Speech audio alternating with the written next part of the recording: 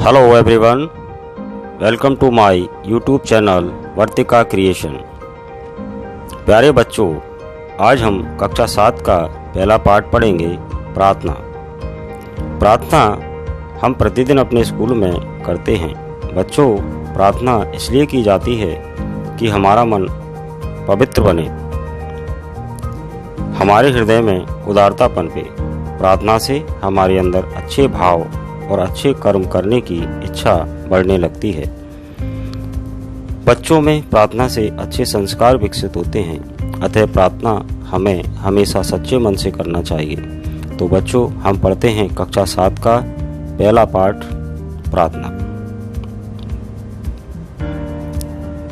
तन से, मन से और बुद्धि से हम सब बहुत बड़े हों, पर्वत से हो सिर ऊंचा कर सीना तान खड़े हों। कोई कठिन काम हो भारी हम करके दिखला दें, आंधी से हो मुसीबतों को बादल सा बिखरा दें।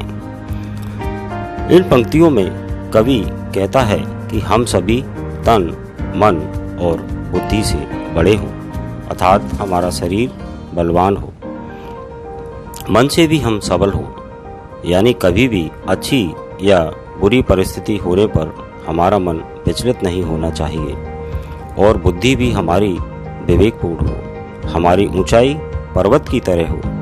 जैसे पर्वत हर परिस्थिति में, चाहे तूफान आए, आंधी आए, बारिश आए, हमेशा सीना तान कर खड़ा होता है, कभी विचलित नहीं होता।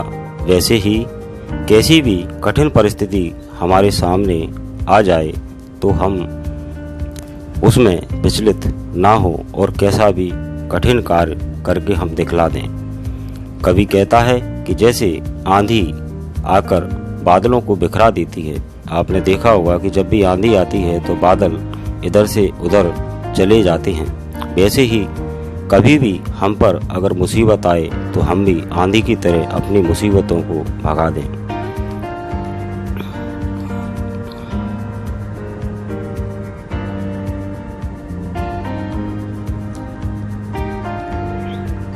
मुट्ठी में तकदीरें बांधे हंसकर चलने वाले, अंधियारे में किसी दिए की लौ से जलने वाले। प्यासों को देखें तो हम सब सावन से घिर आए, सागर में ही नहीं हथेली गागर में भर जाए। इन पंक्तियों में कवि कहता है कि हमारी तकदीर हमारी ही मुट्ठी में है, अर्थात हमें दूसरों के सहारे न रहकर अपनी तकदीर खुद बनानी चाहिए और हमेशा प्रसन्नतापूर्वक अपना कार्य करना चाहिए। जैसे दीपक अपने प्रकाश से अंधेरे को दूर कर देता है, हमें भी दीपक के प्रकार तरह अंधेरा दूर करने का प्रयास करना चाहिए। जब भी हम किसी प्यासे को देखें तो जैसे सावन में बादल आकर लोगों की प्यास बुझाने के लिए घिर आते हैं और धरती पर बरसकर सबकी प्यास बुझाते हैं, वैसे ही हमें भी सभी लोगों की सहायता करना चाहिए। सभी लोगों को राह दिखाना चाहिए और उनकी हर संभव जरूरतें पूरी करना चाहिए।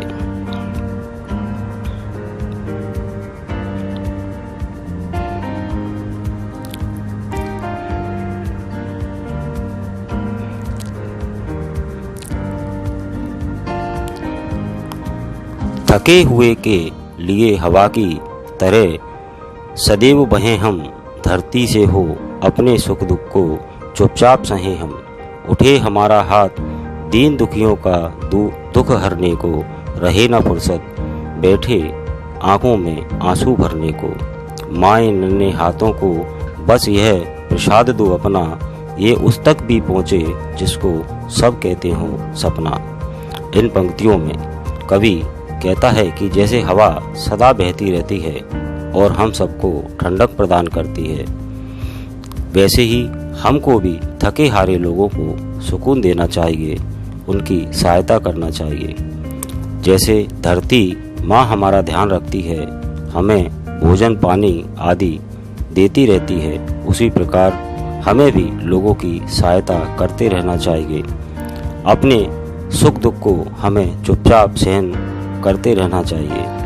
हमें अपने हाथ हमेशा दीन दुखियों की सेवा में लगे रखना चाहिए और हमें सेवा करते हुए लोगों की इतने व्यस्त रहना चाहिए कि इतनी भी फुर्सत ना मिले कि हमें खुद के आंसू भी पहुंच पाएं हम। तो बच्चों, मैं आशा करता हूं आपको ये पाठ बहुत ही सरल भाषा में और इंटरेस्टिंग तरीके से समझ में आ गया होगा। तो अगर आपको यह पाठ अच्छी तरीके से समझ में आया है तो please like and subscribe my YouTube channel Vartika creation. Thanks for watching this video.